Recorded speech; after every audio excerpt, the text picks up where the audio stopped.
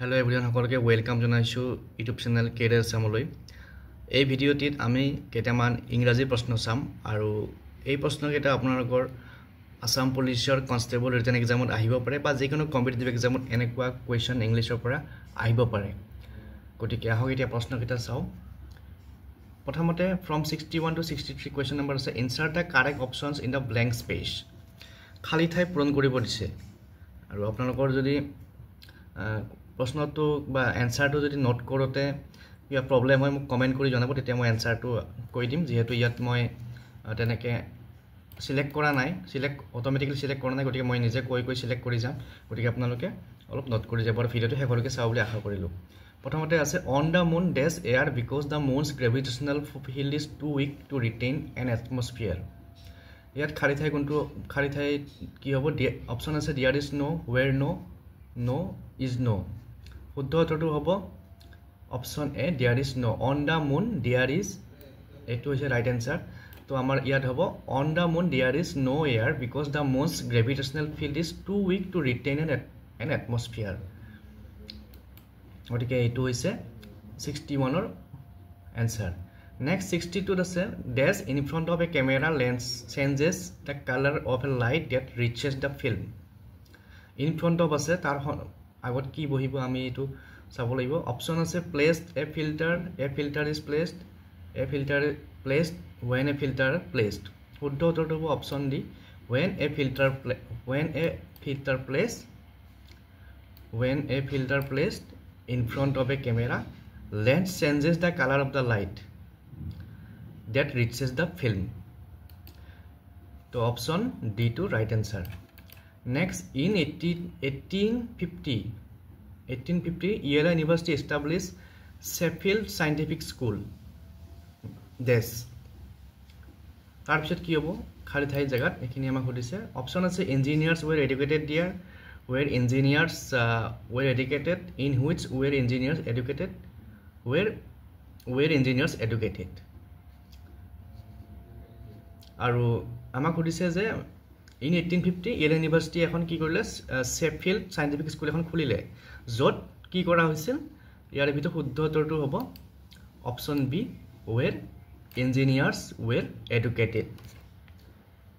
তাৰপিছত নেক্সট কুৱেশ্যনটো আছে 64 to 67 choose the correct pair of words which are synonyms to each other. Correct pair of words, synonyms মানে একে অৰ্থ বুজোৱা, গতিকে ইয়াতে একে অৰ্থ বুজোৱা শব্দৰ পেয়াৰটো কোনটো আছে? ইমিগ্ৰেণ্ট এই দুটা নহয়। পিচ পেয়াৰ্ছ, তাৰপিছত ফ্ৰুজেল থ্ৰিফটি, ইৰিটেট ইনষ্টিগেট। ইয়াৰে ভিতৰত শুদ্ধ উত্তৰ ফ্ৰুজেল থ্ৰিফটি, দুটাৰে মিনিংটো একে আৰু ইয়াৰ মিনিং হৈছে মিতব্যয়ী বা হিচাপত খৰচ কৰা। তাৰপিছত নেক্সট আমি 65টো চাম। 65টোত আছে ৰিলাই ৰেচিষ্ট, ৰুল ৰু, চিক্ৰেট ক্লেনষ্টাইন। মই গোটেইকেইটা শব্দৰ মিনিংকেইটা এক্সপ্লেইন কৰা নাই, কাৰণ কিয় টাইমটো বহুত লাগি যায় বা ভিডিঅ'টো দীঘল হৈ যায়। যদি আপোনালোকৰ কোনোবাটোৰ মিনিং বুজি পোৱা নাই তেতিয়াহ'লে মোক কমেণ্ট কৰিব।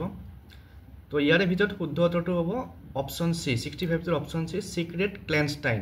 এই দুটাৰ মিনিংটো হৈছে চিক্ৰেট। তো চিক্ৰেটটো জানোৱেই আমি, আৰু ক্লেনষ্টাইন মানেও গোপন বা চিক্ৰেট। তো এইটো হৈছে, এই দুটা হৈছে চিনোনিম। নেক্সট 66টো হৈছে ডিৰাইড এৰাইভ, ডিৰাইড মোক, ডিৰাইভ ডিভাইড, মোক প্ৰেইজ। ডিৰাইড এৰাইভ এই দুটা মিলা নাই। তাৰপিছত ডিৰাইভ ডিভাইড আৰু ডিৰাইভ মানে হৈছে কিবা এটা বস্তু হিচাপ কৰি পেলাই পোৱা। তাৰপিছত ডিভাইডটো হৈছে ভাগ কৰা, মকটো হৈছে ধেমালি কৰা, আৰু প্ৰেইজটো প্ৰশংসা কৰা। এইকেইটা মিলা নাই।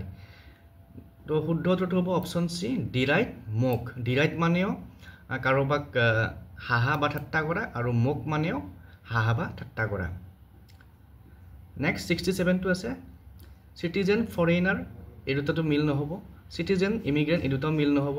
চিটিজেন ইমিগ্ৰেণ্ট এই দুটাও মিল নহ'ব। তো option C is the right answer, citizen subject.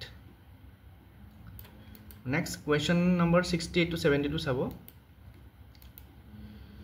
Choose the correct pair of words which are antonyms to each other. এইবাৰ আমাক সুধিছে এণ্টনিমছ মানে বিপৰীত শব্দৰ ইয়াতে দুটা শব্দ এজৰ শব্দ আছে যেটো পুৰা বিপৰীত হৈ আছে অপোজিট হৈ আছে তো হেতু আমি বিচাৰি উলিয়াব লাগিব ফলি ষ্টুপিডিটি নহয় এটো নহয় সুইট সল্টি মিঠাৰ বিপৰীত সল্টি হ'ব নোৱাৰে ভিজিবল আনভিজিবল এটো ঠিক নহয় তাৰ পিছত স্কেটাৰ কালেক্ট এটো হৈছে ৰাইট আনসাৰ স্কেটাৰ মানে হৈছে হিচৰিত হৈ থকা বা বেলেগ বেলেগ হৈ থকা আৰু কালেক্ট মানে হৈছে সংগ্ৰহ কৰা এক লগত থকা তো option D to right answer next advance retreat abandon desert value success elevate raise ইয়াৰ আটাইতকৈ পাৰফেক্টলি মিলি আছে 69a advance retreat advance মানে আগুৱাই যোৱা retreat মানে পিছুৱাই যোৱা তো 69 ৰ অপচন এ ৰাইট আনসাৰ নেক্সট 72 আছে equate convict expect hope faithful loyal and finish একদম পারফেক্টলি মিলি আছে option A equate convict equate মানে হৈছে দোষমুক্ত হোৱা আৰু convict মানে হৈছে দোষী সাব্যস্ত হোৱা নেক্সট আমি পাম 71 to 76 choose the correct option which best explain the meaning of the given idioms idioms মানে জানে phrase আৰু idioms তো idioms বা এই বাক্যাংশটো যে দিছে তো এই বাক্যাংশৰ meaning to exact meaning to তলৰ কোনটো অপচনে মিনিং টু প্ৰকাশ কৰে হেতু আমাক সুধিছে টু স্প্লিট হেয়াৰ্স মানে সৰু সৰু কথাত লাগি থকা বা সৰু সৰু কথাত আপত্তি কৰা তো ইয়াৰ ভিতৰত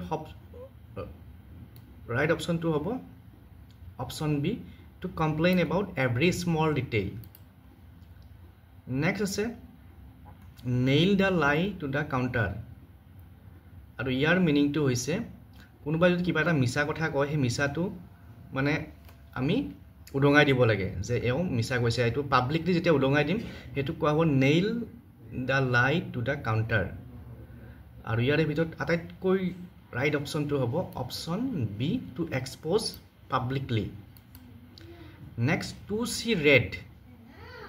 চি ৰেডৰ মিনিংটো হৈছে খঙত একদম টিঙি তোলা হোৱা বা খঙত পাগল হৈ যোৱা আৰু শুদ্ধ উত্তৰটো হৈছে ইয়াত অপচন এতে আছে to be made with anger নেক্সটটো আছে to hit below the belt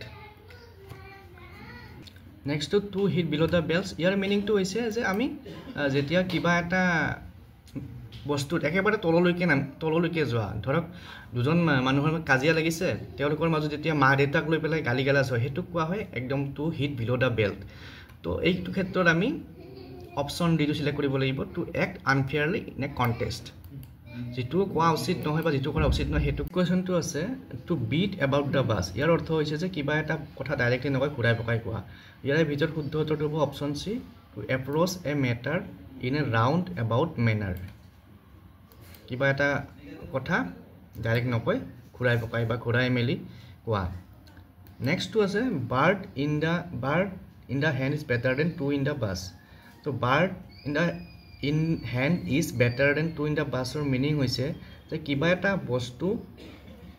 এটা ডাঙৰ বস্তু নোপোৱাতকৈ কিবা এটা সৰু বস্তু পোৱাটোৱে বুজায় ধৰক আমি কিবা এটা বস্তু বহুত ডাঙৰ কিবা এটা আশা কৰিছোঁ কিন্তু এইটো আমি কেতিয়াবাও ঠিক নাই তাতকৈ আমাৰ হাতত সৰু এটা কিবা এটা বস্তু পাইছোঁ আমি আমাৰ সৰু নিড এটা পূৰণ হৈছে তো তেতিয়া আমি ক'ব পাৰোঁ যে bird in the hand is better than two in the bush আৰু ইয়াৰে ক্ষেত্ৰত এই অপচনকেইটাৰ ভিতৰত আমি শুদ্ধ উত্তৰটো চিলেক্ট কৰিব লাগিব এইটো হৈছে option B certainty is better than possibility যে নিশ্চয়তাটো সম্ভাৱনাতকৈ বেটাৰ তো আজিৰ ভিডিঅ'ত এইকেইটা ইংলিছৰ কুৱেশ্যন আপোনালোকৰ বাবে আগবঢ়াল কিবা যদি আপোনাৰ ডাউটছ আছে কিবা কোনোবাটো কিবা বুজি পোৱা নাই বা মোৰ এক্সপ্লেনেশ্যন কৰাত প্ৰব্লেম পাইছে কমেণ্ট কৰি জনাব নেক্সট ভিডিঅ'ত বেটাৰ কৰিব চেষ্টা কৰিম পুনৰ লগ পাম চেনেলটো ছাবস্ক্ৰাইব কৰা নাই ছাবস্ক্ৰাইব কৰি ল'ব শ্বেয়াৰ কৰি দিব থেংক ইউ